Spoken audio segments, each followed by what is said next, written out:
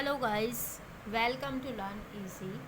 आज हम पढ़ेंगे poem rain on the roof of class 9th। I hope कि आपको वीडियो काफ़ी पसंद आएगी। So please like and share the video and please subscribe the channel. So let's start the poem. When the humid shadow hover over all the starry sphere।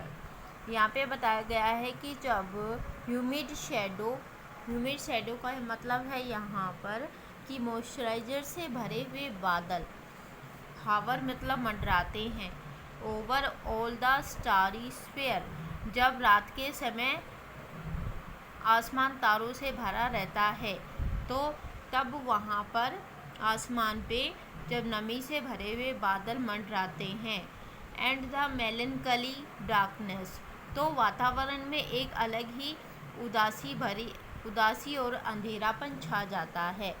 Gently weeps in rainy tears, जो कि बारिश की बूंदों के रूप में नीचे गिरने लग जाता है।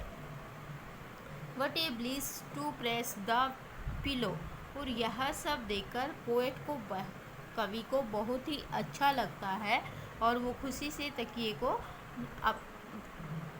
अपने of a cottage chamber bed, अपने कमरे के बेड पर बैठकर तकिए को दबा लेता है, प्रेस करता है खुशी से कि जब बारिश होती है।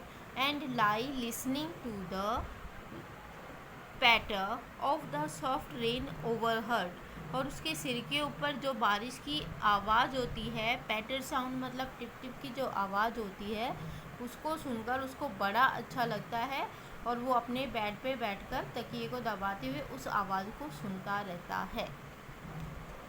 Every tinkle on the singles, यहाँ पे सिंगल्स का मतलब है टाइल्स, जो छत के ऊपर टाइल्स लगी हैं।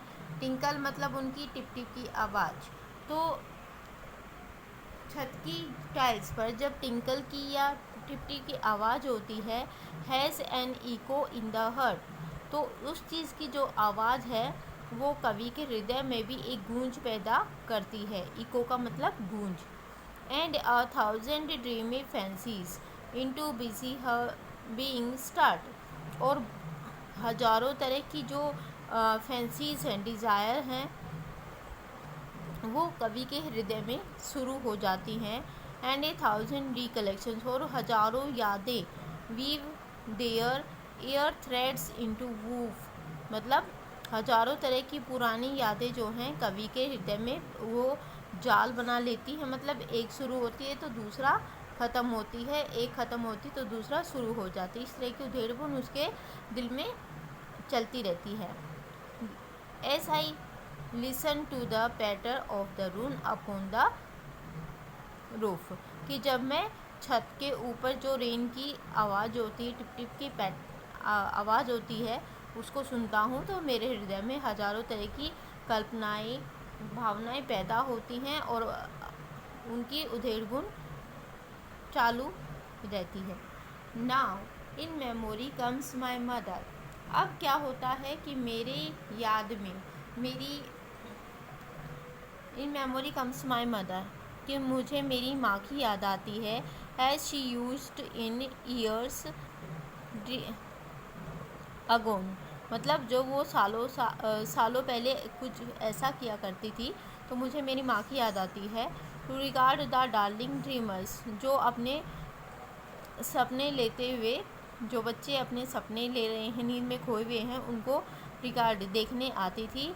Array she left them till the dawn, O I feel her fond look on me, तो वो जब हमको देखने आती थी, उस चीज़ को मैं आज भी क्या कर सकता हूँ, महसूस करता हूँ। As I list to this refrain, जैसे ही मैं लिस्ट मतलब सुनता हूँ टू दिस रिफ्रेन, ये बार बार जो टिप टिप की आवाज़ होती है, बारिश के गिरने की आवाज़ होती है, इसको जब मैं सुनता हूँ तो मेरे दिल में मेरी माँ की याद ताज़ा हो जाती है। विच इज़, और इसके साथ साथ ही मेरे को जो उदासी भरे गाने भी सुनना बहुत पसंद लगता है, अच्छा लगता है। और ऐसा लगता है कि ये सब गाने मेरे लिए ही बनाए गए हैं। As I listen to this refrain which is played upon the shingles by the patter of the rain, तो इस बारिश को सुनकर, उसकी टिप टिप की आवाज़ को सुनकर जो टाइल्स पे होती है, तो मुझे ऐसा लगता है कि जैसे जो उदासी भरे गाने बार बार जो चलाए जा रहे हैं वो मेरे लिए ही चलाए जा रहे हो, मेरे लिए ही बनाए गए हैं। So guys, this was the poem. I hope कि आपको पसंद आया होगा। सो please like and share the video and subscribe the channel. And quotes किने इस पोएम के क्या हैं, पोएट हैं, उनके द्वारा लिखा गया है। और so this was the poem. So keep watching, learn easy. Thank you so much.